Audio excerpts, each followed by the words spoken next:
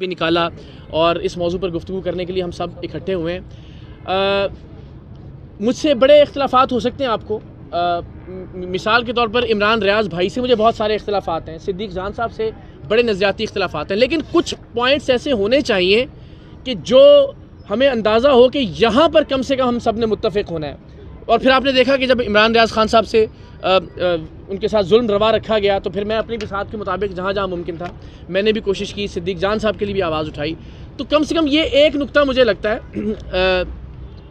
شف والی سرکار کے حوالے سے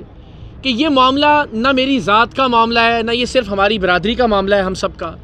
یہ آپ یقین کیجئے، میں بڑی دیانتداری سے اور میں مکمل یقین رکھتا ہوں اس بات کے اوپر کہ یہ پاکستان کے امیج کا معاملہ ہے، یہ دین اسلام کے امیج کا معاملہ ہے، یہ تصوف کے، خانقاہوں کے، درگاہوں کے امیج کا معاملہ ہے، اور سب سے بڑھ کر جو ہمارا عقیدہ ختم نبوت ہے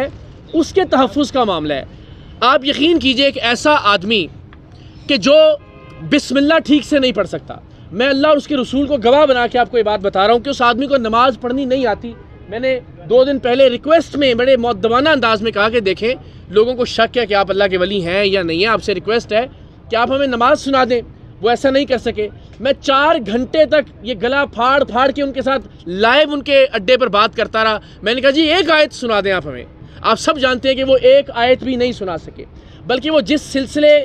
سلسلہ تصوف کا حصہ ہونے کا دعویٰ کرتے ہیں اس کے بہت بڑے بزرگ ہیں، سلسلہ چشتیہ کے بہت بڑے بزرگ ہیں، خواجہ معین الدین چشتی اجمیری صاحب،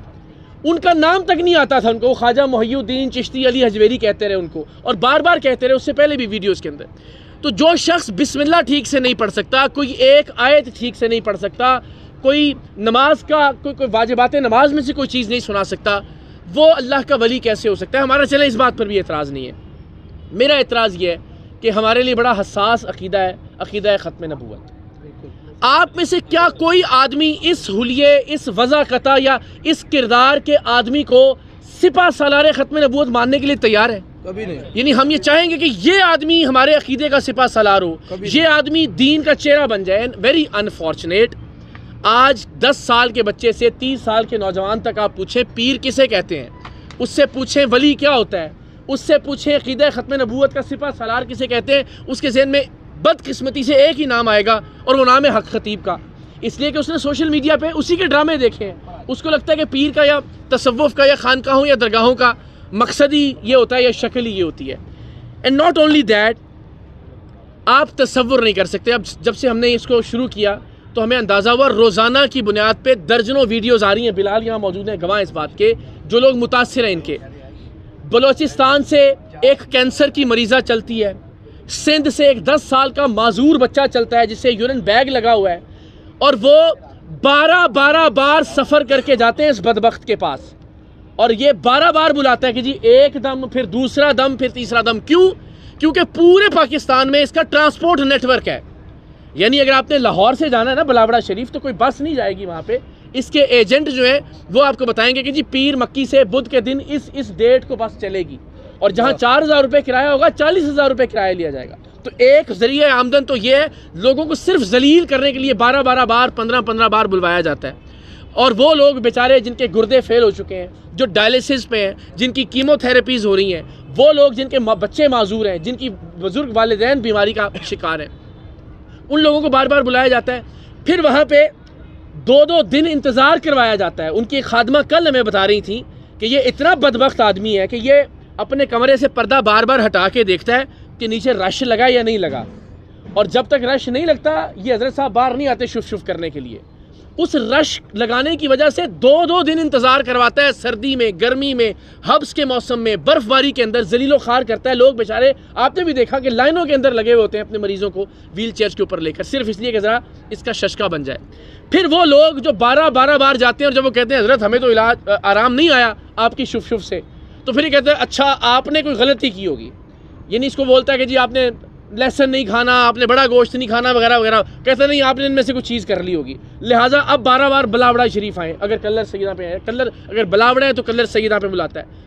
پھر جب 12 بار مزید بلایا جاتا ہے اس کے بعد پھر اس کے چیلے کہتے ہیں حضرت آپ کے اوپر بڑا سخت کسی نے جو نا وہ کالا جادو کیا ہوا ہے، لہٰذا آپ 80 دیگیں دیں۔